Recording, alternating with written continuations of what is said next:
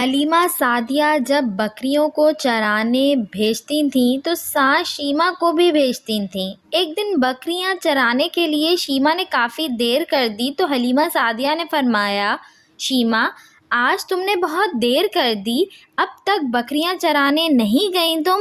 امی میں نے آج بکریاں چرانے نہیں جانا، میں اکیلی ہوں اور بکریاں زیادہ ہیں، گرمی کا موسم ہے، بھاگ بھاگ کر میں تھک جاتی ہوں، مجھ اکیلی سے یہ نہیں ہوتا، اب آپ میرے ساتھ کسی کو بھیجا کریں۔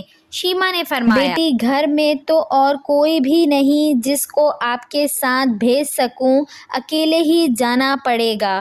حلیمہ سعدیہ نے فرمایا، لیکن شیمہ مان نہیں رہی تھی کہ وہ اکیلی اب کسی صورت نہیں جائے گی۔ آخر اس نے کہا، امی جان میں ایک شرط پہ جاؤں گی، اگر آپ میرے ساتھ میرے چھوٹے بھائی محمد کو بھیج دیں تو میں بکریاں چرانے چلی جاؤں گی، ورنہ کسی صورت میں نے نہیں جانا۔ حلیمہ نے فرمایا، بیٹی تیرا بھائی محمد تو بہت چھوٹا ہے، ایک بکریوں کو سنبھالنا، دوسرا ایک چھوٹے بچے کو سنبھالنا بہت کٹھن کام ہے میری بچی۔ امی میں اکیلی جاؤں گی تو بکریاں بالکل بھی سنبھال نہیں پاؤں گی، اور اگر میرا چھوٹا بھائی محمد میرے ساتھ ہوگا تو بکریوں کو سنبھالنے کی ضرورت ہی محسوس نہیں ہوتی۔ ماں نے پوچھا، اے شیمہ یہ تو کیا کہہ رہی ہے، مجھے سمجھ نہیں آ رہا۔ شیمہ نے کہا، امی جان ایک دفعہ پہلے میں اپنے بھائی کو ساتھ لے کر گئی تھی بکریاں چرانے کے لیے، میں نے دیکھا کہ بکریاں جلدی جلدی چر کر گھاس کھانے لگیں،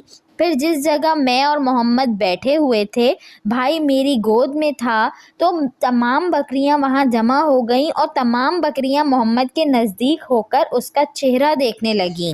اے ازل کے حسین، اے ابد کے حسین، تجھ سا کوئی نہیں، تجھ سا کوئی نہیں۔ ویڈیو اچھی لگی ہو تو اس کو لائک کریں، شیئر کریں اور میرے چینل کو سبسکرائب کریں، اور ساتھ ہی بیل آئیکن کو بھی پریس کر دیجئے تاکہ میری نئے آنے والی ویڈیو آپ کو مل سکے۔